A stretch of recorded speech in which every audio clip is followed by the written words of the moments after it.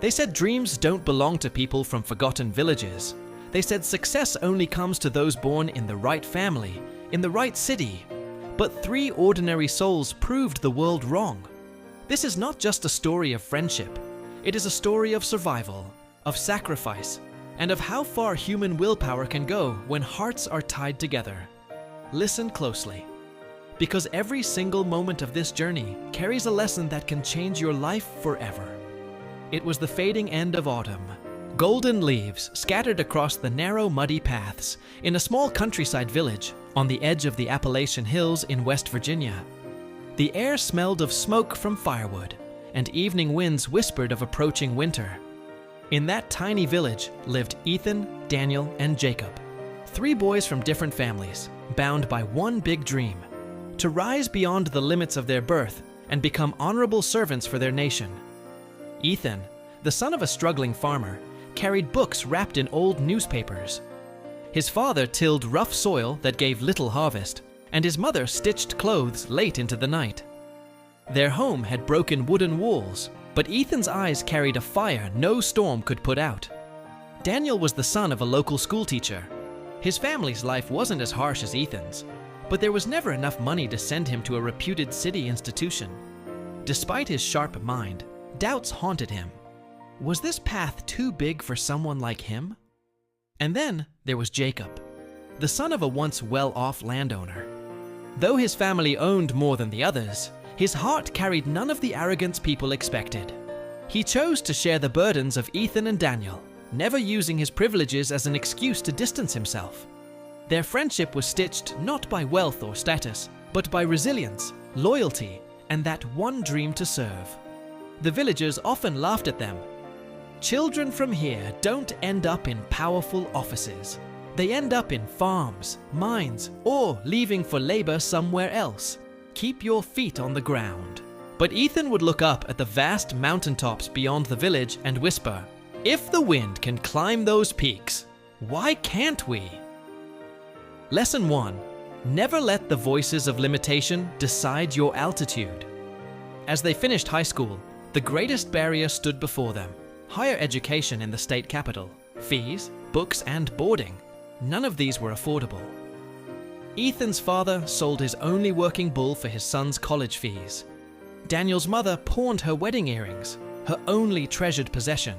Jacob, though capable of paying, refused to go alone. "If we can't go as 3, I won't go either," he declared.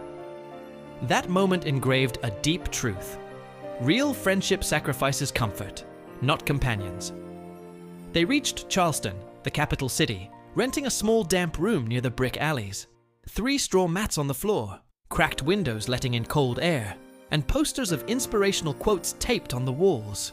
Forget luxury. Here, survival itself was the first class. Ethan washed dishes in a roadside diner at night after classes. Daniel tutored children in nearby neighborhoods. Jacob restrained himself from spending more than basic necessity, blending his life with his friends. Their struggles were heavy, yet those struggles sharpened their character. Each night they promised each other, "No matter how long it takes, one of us must succeed, and that success will belong to all of us." Then came the tragedy of reality. Only one seat, only one scholarship ticket opened up for further specialized training in Washington, D.C. The system didn't care about their promises.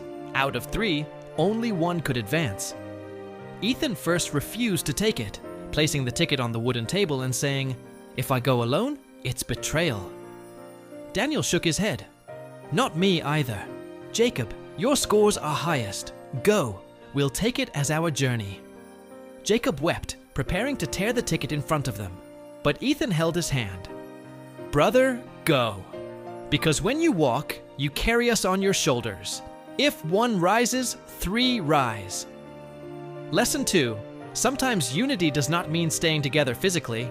It means pushing one to lead with all hearts behind him. Jacob entered Washington, a city so alien that every corner felt like enemies competing for the same throne. Thousands of aspirants, each face filled with ambition.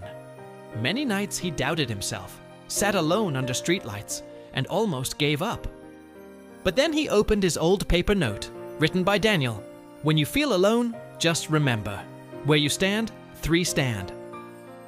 And across back in Charleston, Ethan worked double shifts, washing plates till midnight, then sweeping offices, keeping hope alive. Daniel expanded his tutoring, guiding even college peers, telling them, if one of us wins, all this won't be wasted. Lesson 3.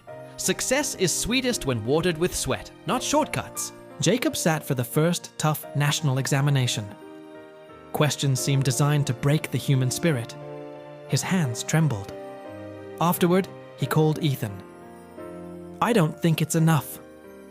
Ethan, with cracked hands that smelled of detergent, replied calmly, if your failure hurts, remember, my labor finds its worth only when you pass, so you must.